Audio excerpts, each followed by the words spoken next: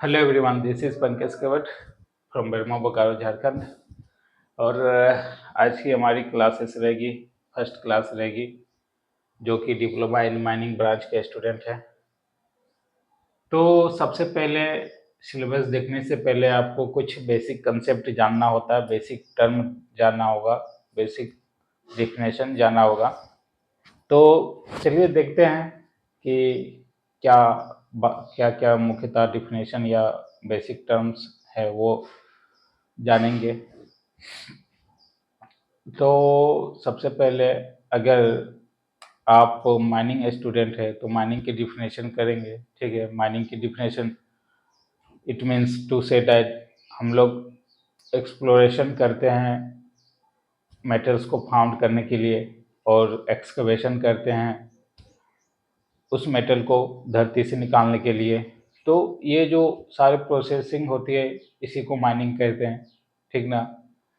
मतलब माइनिंग की टर्म में अगर देखा जाए तो माइनिंग सिर्फ खुदाई करके मिनरल्स को प्राप्त करना ही उद्देश्य नहीं होता है। उसमें बहुत सारे कंडीशन, सेफ्टीज, इकोनॉमीज, वैल्यूएबल, ये सब सारे थिंकिंग देखना होता है। तो सपोज दैट कि ये हमारा सरफेस स्ट्रक्चर है, ये सरफेस है, अर्थ सरफेस है। ओके, अर्थ सरफेस है, और बिलो द 300 मीटर या फिर इससे और भी नीचे हमारा मिनरल का फॉर्मेशन हुआ। मिनरल का formation of minerals and fuels. ठीक, तो ये हमें कैसे पता चलेगा कि जो फॉर्मेशन है 300 बिलो द अर्थ, या फिर मिनरल की फॉर्मेशन या फ्यूल की फॉर्मेशन हो, तो ये हमें एग्जैक्टली पता कैसे चलेगा? तो इसके लिए हमारे पास मैनुअली दो ही कंडीशन है। या तो आप इसको खुदाई करो, अदरवाइज सिस्मेटिक रे से आप एनालिसिस करो कि फॉर्मेशन यहाँ की डिपोजिशन कैसी है। तो ये जो सिस्मेटिक वे होता है, ये आपको सारा जूलॉजी के अंतर्गत देखा जाता है। जियोलॉजिकल सर्वे, या फिर एग्जामिन बोलिए, एग्जामिन। ठीक है, जूलॉजिकल सर्वे या जूलॉजिकल एग्जामिन के तहत हमें हमें ये पता चलता है कि मिनरल का फॉर्मेशन है और कितनी मिनरल का फॉर्मेशन है। तो ये जूलॉजिकल सर्वे ही हमें बताता है, या फिर जूलॉजिकल एनालिसिस ही हमें बताता है कि एनालिसिस की जो मिनरल्स है वो कितने डिप्थ में है और कितनी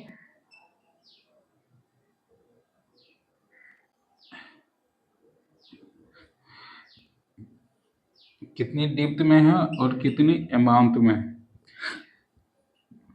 ओके, तो जूलॉजिकल एनालिसिस से हम पता करते हैं कि भाई मिनरल्स है, यहाँ पे मिनरल्स कितनी डिप्थ में है और कितनी अमाउंट में। इन द केस, इस मिनरल को निकालने के लिए, ये जो मिनरल्स फॉर एग्जांपल ले लेते हैं, कोयल, मान लीजिए ये स्ट्राटा कोयल्स की स्ट्राटा है, कोयल की स्ट्राटा है, यानी कि कोयल का बेडिंग है, यहाँ से कोयले की प्राप्त होती है।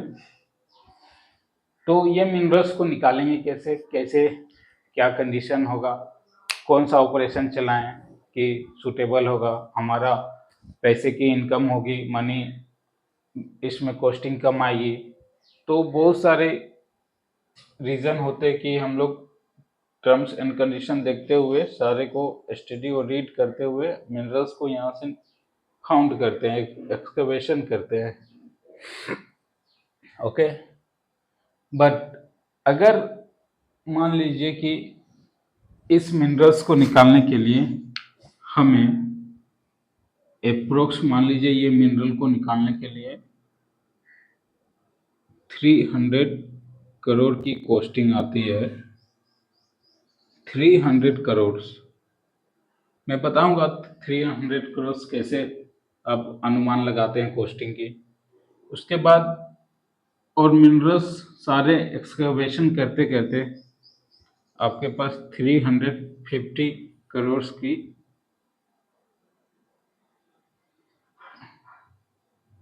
मतलब 350 करोड़ की ये कॉस्टिंग आई, और सब चीज करते हुए आपको 300 का टोटल इनकम हुआ।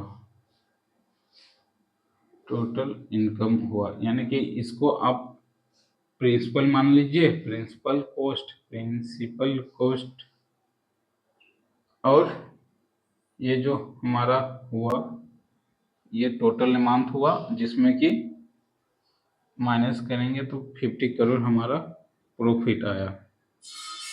ठीक, 50 करोड़ प्रॉफिट आया, ओनली 50 करोड़। आपके और हमारे बीच 50 करोड़ एक बल्क अमाउंट है, but as a businessman, as a company, ये कभी नहीं चाहेगा कि 300 करोड़ पैसे इन्वेस्ट करके मैं 50 करोड़ के लिए इतने मगजमारी करूं, या फिर 300 इन्वेस्ट करके मैं 50 करोड़ 5 से 6 ईयर्स में बनाऊं। ये क्या उचित बात है? कोई भी बिजनेसमैन नहीं चाहेगा। यही अगर बिजनेस व्यू से देखते हैं कि 300 करोड़ लगा के आपको ओनली 1 मंथ में 50 करोड़ की प्रॉफिट होती है, तो ये आपके लिए एज ए बिजनेस के लिए, एज ए कंपनी के लिए वेरी गुड पर्पस है। भाई, एक महीने में 50 करोड़ की आपकी इनकम आ रही है, इससे बढ़िया इनकम आपको कहाँ मिल सकता। बट यहाँ क्या हो रहा है कि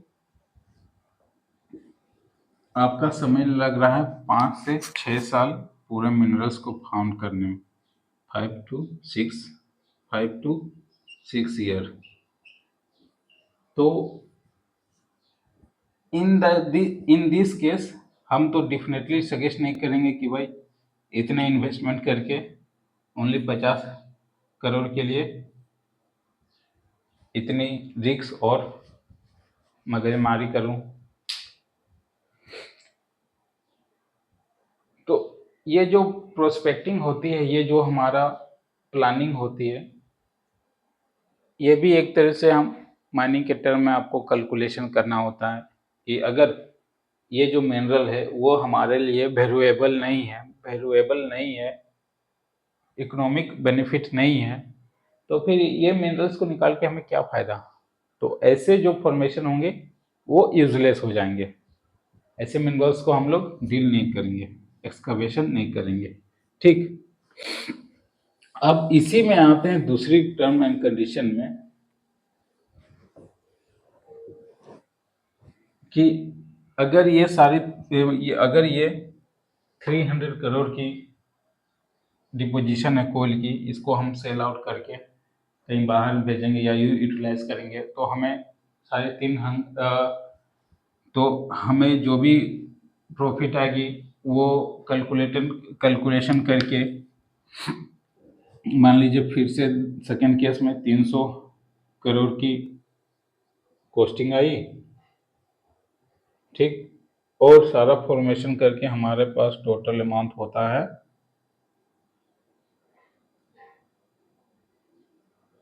7,000 करोड़, मान लेते हैं 700 करोड़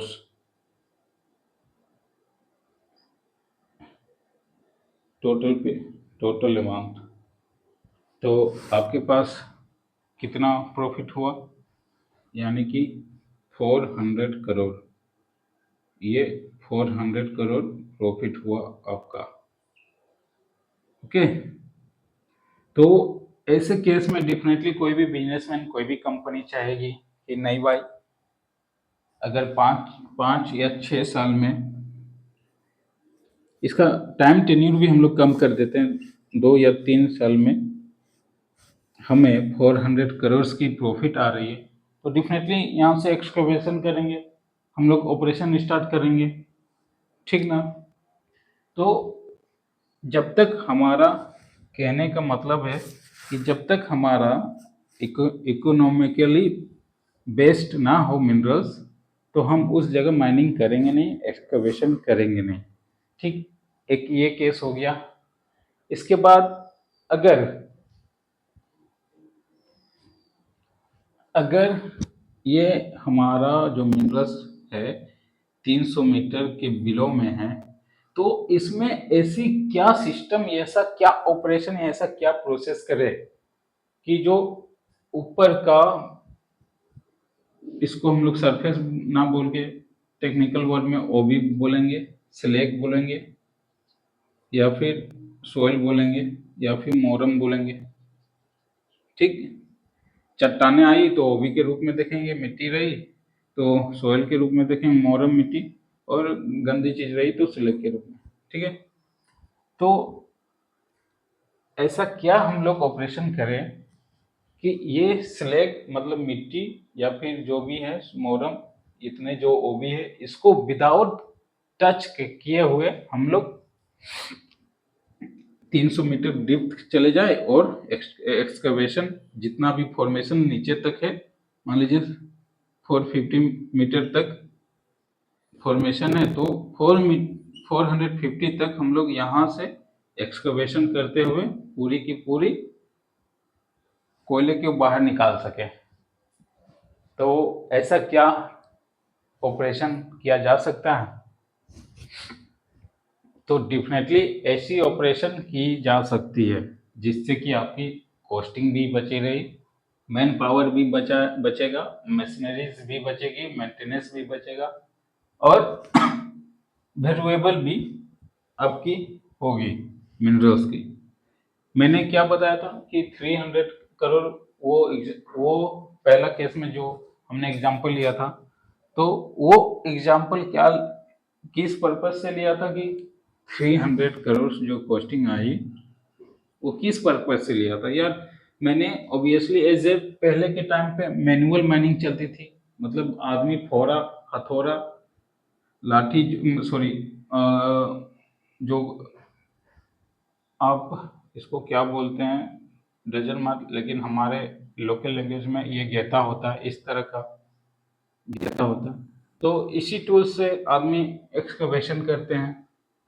मैनुअल माइंस में, स्टार्टिंग के माइंस में उतनी मशीनरीज या फिर उतनी मॉडर्न नहीं थी सोसाइटी कि अच्छी अच्छी मशीनरीज की यूज़ करें। अब तो बहुत ज़्यादा मशीनरीज भी आ गई जिससे मैन पावर की कमी हो रही, मैन पावर की कम आती है, लागत कम आती है। तो उस समय जो पहला केस में हम लोग कंसेप्ट लिए थे, वो कंसेप्ट लिए थे ये सारे मटेरियल को बाहर करके हम लोग मिनरल्स का फॉर्मेशन करते हैं, ठीक। लेकिन अब जो कंसेप्ट ले रहे हैं कि ये मटेरियल को बिना टच किए हुए क्या हम लोग यहाँ पे आ सकते हैं, 300 मीटर डीप जा सकते हैं और वहां से मिनरल का एक्सकवेशन कर सकते हैं। तो ऐसे केस में डेफिनेटली कर सकते हैं। तो ऐसी कौन सी ऑपरेशन लगाएं कि यहाँ पे हम लोग मिनरल्स फाउंड कर सकें? तो सबसे पहले आप ये सोचो क्या करेंगे इसमें। अगर हम खुदाई करते हैं, मैनुअली खुदाई करते हैं, तो आपको सीढ़ी बाय सीढ़ी ऐसे उतरना होगा, ऐसे ऐसे एग्जैक्टली करते करते, ठीक। अगर आप 100 मीटर तक आते हैं तो ऑक्सीजन लेवल की आपको कमी महसूस होने लगेगी। फिर 200 तक आते हैं तो सांस लेने में दिक्कत, 300 में भी हो सकता है कि आपको ऑक्सीजन ना मिले। तो ये सब सारे डिपेंड करता है, ठीक है। हम लोग देखेंगे इससे बचाव कैसे करेंगे। तो हमने एज ए सीढ़ी नुमा ये बनाया ऐसे, और 300 मीटर डीप चले गए हैं। बस ऑक्सीजन मैटर करेगा आपके लिए। अगर धरती तो भाई जो फॉर्मेशन हुई है वो dead and decomposition of plants and animals या फिर ऑर्गेनिक मटेरियल्स से, तो ऑर्गेनिक मटेरियल्स है तो भाई डेफिनेटली जब फॉर्मेशन हुई है तो हो सकता है यहाँ पे गैसेस हो, कोई जूलॉजिकल डिस्टरबेंस हो या फिर वाटर बॉडीज हो। भाई सेडिमेंट्री रॉक के नीचे ही तो वाटर बॉडीज फाउंड होती है ना, तो बहुत सारे ये कंडीशन भी आपको देखने होते हैं। तो इस कंडीशन में आप स्टेप बाय स्टेप ये तो कर नहीं सकते विदाउट एनी टेक्नोलॉजी, तो ये आपके लिए फेल्यूर हो गया। ठीक, बट अगर इसमें आप सिस्टम अंडरग्राउंड की लगाएंगे, अंडरग्राउंड माइंस, ये तो माइंस के बारे में थोड़ी बहुत बातें आते हैं फिर इसमें हम लोग चलेंगे। तो जब भी आप माइंस को रन करेंगे या क्रिएट करेंगे, ये बेसिकली मैनुअल और मैकेनाइज माइंस होती है। और मैनुअल और मैकेनाइज माइंस में आप या तो ओपन कास्ट देखेंगे या तो अंडरग्राउंड देखेंगे। ठीक, तो अगर अंडरग्राउंड सिस्टम से हम यहाँ तक पहुँचे या फिर अंडरग्राउंड ऑपरेशन से यहाँ तक पहुँचे तो जो हमारी हॉबी रहेगी इसे हमें टच भी नहीं करना पड़ेगा, प्लस जो कॉस्टिंग जो आएगी लेबर्स की वो बहुत कम आएगी। स्टार्टिंग में 300 करोड़ आ रही थी कॉस्टिंग, बट ये अब ओनली 100 करोड़ ही कॉस्टिंग आने लगी। तो ऐसे केस में आपका प्रॉफिट कितना हो जाएगा, यानी कि 50 करोड़ और इधर 250 करोड़ की प्रॉफिट आई। ठीक ना, जो हमने टाइम टेन्यूर रखा था 5 एंड 6 ईयर पहला, तो डेफिनेटली भाई 250 करोड़ भी अगर है तो एक अमाउंट होती है, बल्क अमाउंट होती है। और ये 500 एंड 5 एंड 6 ईयर्स रखे थे, वो जो सारे ओबी को हटाते हुए तो ये इसकी भी समय आपको बच जाएगी, यानी कि 2 साल में आप यहाँ तक पहुँच जाएंगे या फिर इससे भी कम 1 ईयर्स में भी यहाँ तक पहुँच जाएंगे जैसी आपकी मशीनरीज है। तो ऐसे केस में हम क्या करते हैं, अंडरग्राउंड के केस में जो यहाँ तक पहुँचने का ट्रैवलिंग रास्ता है, या तो हम लोग यहाँ से एक इंक्लिनेशन बनाएंगे जिसकी जिसकी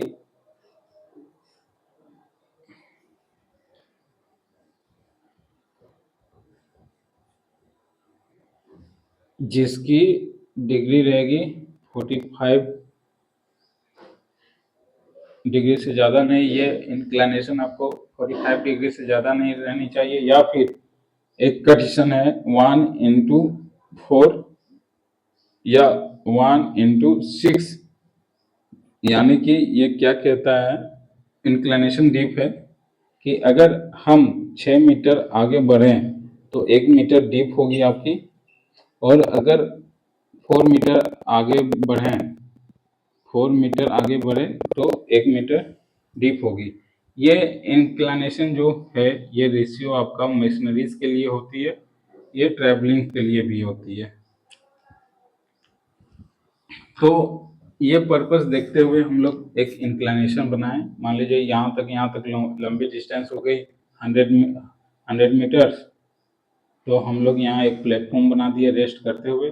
चलो भाई, रेस्ट ना करते हुए हम लोग इसको ऐसे प्लेटफॉर्म बना दिए एज ए हॉरिजेंटल, ताकि आदमी को एज ए प्लेन सरफेस में चलने में थोड़ी रेस्ट, बॉडी को रेस्ट मिले। फिर यहाँ से हम लोग डीप बनाते हुए, इंक्लिनेशन बनाते हुए पहुँच गए। तो ये हमारा 100 मीटर्स, और ये जो हम लोग हॉरिजेंटली बनाए ये थोड़ी बहुत 5 डिग्री या 10 डिग्री के बीच बनाते हुए चल रहे हैं। ठीक, बाकी जो डिग्रीज बनती है वो आप इसमें अमल कर सकते हैं। तो ये जो ट्रैवलिंग रास्ता बनाते हुए, प्लेटफॉर्म देते हुए बहुत सारा सिक्योरिटीज, बहुत सारा सपोर्ट रहता है। ठीक है, तो ये बनाते हुए हम लोग 300 मीटर डीप आ गए। ठीक, तो आप यहाँ का जो प्रेशर है या फिर लोड है, इसको देखते हुए आप इस इस लोड को देखते हुए आप इसमें सपोर्ट लगाएंगे तो डेफिनेटली रूफ में आपका सपोर्ट रहेगा। सपोर्ट भी आप देखेंगे आगे चल के कितने टाइप का सपोर्ट होता है, roof support, cage support, coke support, steel steel support, ये सब सारे देखेंगे, हाइड्रोलिक सपोर्ट। तो ये सपोर्ट लगाते हुए हम लोग यहाँ तक पहुँच गए। उसके बाद क्या करेंगे, यहाँ तक पहुँचने के बाद और भी हमारा ओवरऑल 200 की जो वेटनेस आएगी उसके लिए आपको सपोर्ट लगाना होगा, यानी कि 200 मीटर आप डीप जा रहे हैं तो यहाँ का जितना भी लोड है ये सब सारा आपको सहना होगा। तो ऐसे केस में आप सपोर्ट लगाते हुए ये मिनरल्स को आप फाउंड कर सकते हैं। ठीक, इसके बाद मिनरल्स को फाउंड करने के बाद यहाँ तो आपका सारा खाली हो जाएगा, इतना सारा गोफ हो गया, गोफेज एरिया हो गया। तो गोफेज एरिया हो जाने के बाद ये तो ऑटोमेटिकली धसने लगेगा, यानी कि सब्सिडेंस करने लगेगा, धस जाएगा। तो ऐसे केस में भी आपको यहाँ एक मेथड लगाना होता है जिससे यहाँ सरफेस हमारा बचा रहे। ठीक, अगर ये जंगल उंगल है या अनवांटेड प्लेस है तो धसने के लिए छोड़ देंगे। इन द केस अगर ये इंफ्रास्ट्रक्चर है, प्राइवेट प्रॉपर्टी है या फिर गवर्नमेंट की प्रॉपर्टी है, रेलवे लाइन है, तो फिर आपको यहाँ मेथड यूज करना होगा, जो कि मेथड का नाम है स्टोविंग मेथड। ठीक, ये आगे चल के हम लोग देखेंगे। तो आप ऐसे अगर जाते हैं ट्रैवलिंग रास्ता से तो डेफिनेटली आपकी कॉस्टिंग कम आएगी। एक और तरीका है यहाँ का मिनरल्स फाउंड करने के लिए, जो कि आप मैं इधर करके बता रहा हूँ कि भाई यहाँ से यहाँ तो 200 तक डीप है। तो आप ऐसे क्या करो, एज ए वर्टिकल शाफ्ट बना दो, जिस तरह कुआं में बाल्टी होती है ना, उसी तरह 4 लेग की शाफ्ट होती है। शाफ्ट मीन्स केज सिस्टम कर दो डोली टाइप में। यहाँ से इंजन रूम रहेगा, इंजन रूम से आपको अप एंड डाउन इजिली हो सकता है 300 मीटर्स। ठीक, तो इस तरह से आपकी जो कॉस्टिंग आएगी वो कम आएगी और इस तरह से आप मिनरल का एक्सकवेशन कर सकते हैं। तो ये सब सारे टर्म्स एंड कंडीशन देखना होता है, आपको इकोनॉमिकली भी देखना होता है प्रॉफिट है या नहीं, तो फिर आप माइनिंग के लिए सोचेंगे। ओके, आज बस आप बेसिक कॉन्सेप्ट लीजिए, माइनिंग क्या होता है, माइनिंग के टर्म्स एंड कंडीशन क्या है, उसके बाद क्या क्या मशीनरीज है, क्या क्या प्रोसेस है, क्या क्या मेथड है, कितने माइंस होते हैं, किस टाइप के होते हैं, क्या रिस्क है, क्या ऑपरेशन करने में आपको डेंजरस है, हार्मफुल इफेक्ट है, क्या माइंस करने में जो कोल डस्ट होती है उससे बीमारी क्या होती है। ये सब जनरल्स अभी 2-3 क्लासेस चलेगी, उसके बाद हम लोग सिलेबस में आएंगे। तो इस तरह से हम लोग मिनरल्स को एक्सकवेशन कर सकते हैं। ठीक,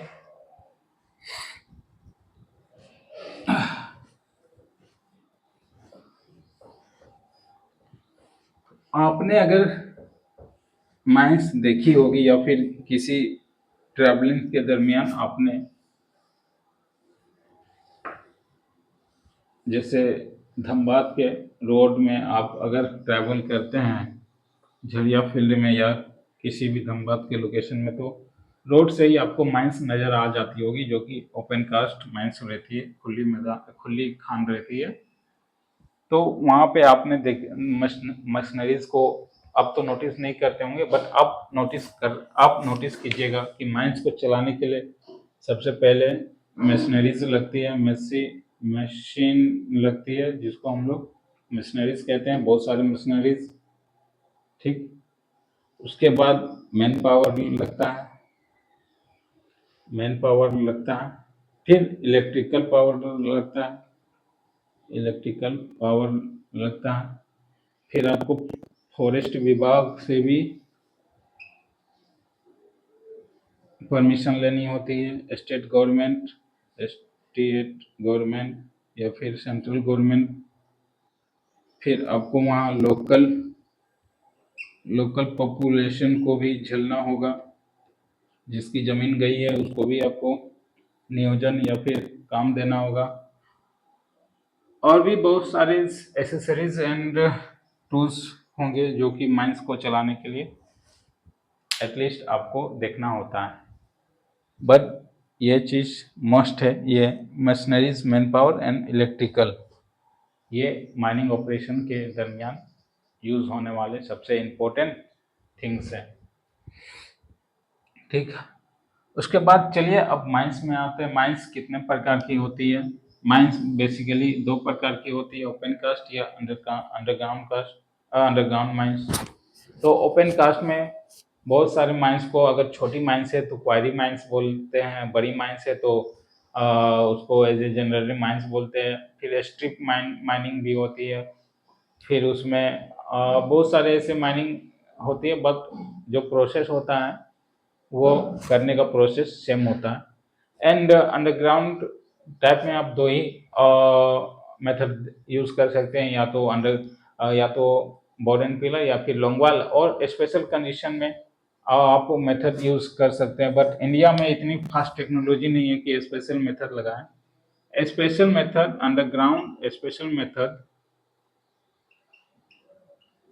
स्पेशल मेथड में आप समझिए कि ये आप सरफेस पे आपका एक्सकवेशन पॉइंट है, यानी कि रूम इंजन है या फिर कंट्रोलिंग इंजन है, यहाँ सारा डिस्प्ले लगा हुआ है और आपका सुपरविजन यहीं हो रही है। यहाँ से आप जॉयस्टिक, यानी कि जो आप गेम खेलते होंगे सिस्टम में, तो एक जॉयस्टिक रहता है, या फिर आप रिमोट मान लीजिए, एज ए टाइप रिमोट आपके पास है यहाँ पे।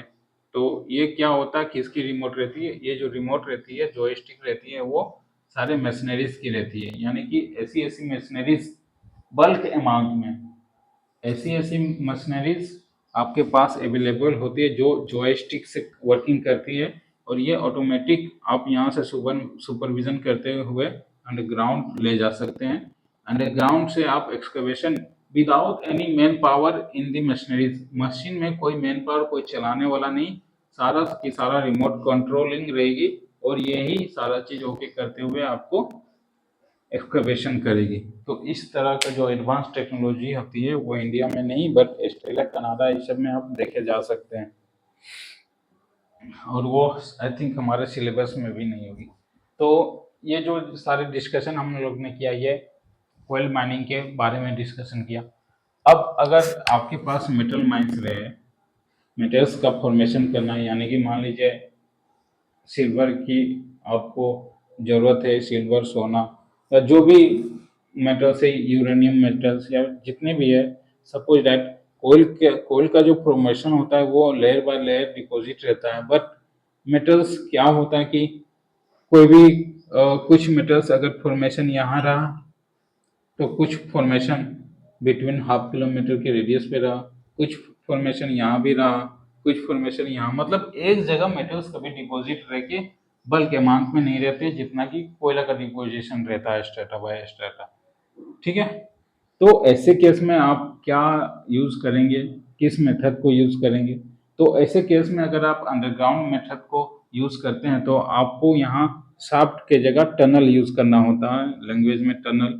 ये टनल क्या कहता है, as a shaft shaft type ही है, ऊपर से हम लोग शाफ्ट बना दिए, शाफ्ट से आपको यहाँ एक फेस आ गया। ठीक, उसके बाद फिर यहाँ से यहाँ आप गैलरीज बनाते हुए या शाफ्ट शाफ्ट बनाते हुए यहाँ तक पहुँच जाइए। इन द केस आपको ये फॉर्मेशन लेना है, तो आप यहाँ से यहाँ ज़्यादा मेहनता लग जाएगी, ज़्यादा मशीनरीज की कॉस्ट आ जाएगी। तो ये आप यहाँ से यहाँ ना करके आप यहाँ से एक शाफ्ट शाफ्ट सिंकिंग करते हुए या फिर यहाँ से एक ट्रेवलिंग रास्ता बनाते हुए यहाँ तक पहुँच सकते हैं। ये यहाँ ज़्यादा डीप में है तो आप इसी रास्ते से यहाँ जा सकते हैं। तो इस तरह का मेटल माइंस में होगी। अब आते हैं ऑयल माइनिंग में। ऑयल माइनिंग आपका कैसे फॉर्मेशन होती है, वो तो ऑयल आपका बेसिकली जो फॉर्मेशन मेटल्स की होती है, सेम इट इज ऑयल की भी फॉर्मेशन रहती है। तो बेसिकली जो ऑयल की फॉर्मेशन होती है, फॉसिल फ्यूल से जो ऑयल बनती है वो समुद्र की ओर ही बनती है। तो आपका ये 5 किलोमीटर तक समुद्र रहा या जितना भी, तो यहाँ भी सेम इट इज, शाफ्ट लगाते हैं, बॉटम पे जाते हैं, बॉटम से यहाँ फिर शाफ्ट के थ्रू ऑक्सीजन वेंटिलेशन सारा प्रॉपर रहता है, फिर यहाँ से हम लोग ऑयल का फॉर्मेशन करते हैं जो कि क्रूड ऑयल के नाम से जानता है। फिर इसको हम लोग फिल्टराइजेशन कर रहे हैं। फिल्टराइजेशन में हो सकता है पहला पेट्रोलियम निकला, प्योर पेट्रोलियम निकला जो कि एरोप्लेन में यूज होगी, उसके बाद यहाँ पेट्रोलियम निकला, उसके बाद ग्रीस निकला, उसके बाद सब फॉर्मेशन उसको फिल्टरेशन करते करते लास्ट में निकलता हमारा मिट्टी का तेल, यानी कि जो गांव देहात में यूज होती है वो मिट्टी का तेल। उसके बाद भी सबसे लास्ट में कचरा जो निकलता है वो ग्रीस निकलता है, जो कि हम लोग मशीन वशीन में यूज करते हैं नट बोल्टी को फ्रिक्शन देने के लिए। तो इस तरह का ऑयल माइंस में हम लोग एक्सकवेशन करते हैं। ठीक है, तो आपका जो सिलेबस रहे बेसिकली मेटल माइंस है और कोयल माइनिंग है। उसके बावजूद भी बहुत सारे बंदे ऐसे होते हैं कि सिर्फ कोयल माइनिंग के लिए ही प्रिपरेशन करते हैं, कोयल माइनिंग के ही आप डिप्लोमा कर रहे होते हैं।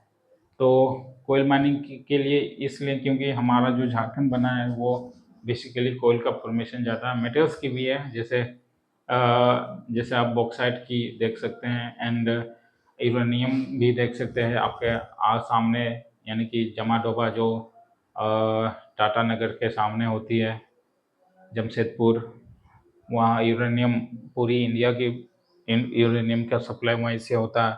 कोडरमा में आप अगर आएंगे तो पूरी इंडिया की सप्लाई वहाँ से अबरक की होती है। तो मेटल्स भी यहाँ बहुत सारे हैं, बट जो कोयले की फॉर्मेशन है वो ज़्यादा मात्रा में है। तो हम लोग बेसिकली कोयल को ही देखते हुए डिप्लोमा इन माइनिंग पे इंटरेस्ट रखते हैं। तो अगर इन द केस आप डिग्री या डिप्लोमा कर लेते हैं, इसके बाद आपको वैकेंसी कैसे लगेगी, यानी कि आप जॉब पे कैसे आएंगे, तो जैसे ही आप 3 साल की डिप्लोमा करते हैं, 3 इयर्स की डिप्लोमा करते हैं, इसके बाद एक 1 ईयर की आपकी प्रैक्टिकल ट्रेनिंग होगी। 3 इयर्स में भी आपको वोकेशनल ट्रेनिंग बीच बीच में मिलेगी, 1 ईयर्स की प्रैक्टिकल ट्रेनिंग होगी।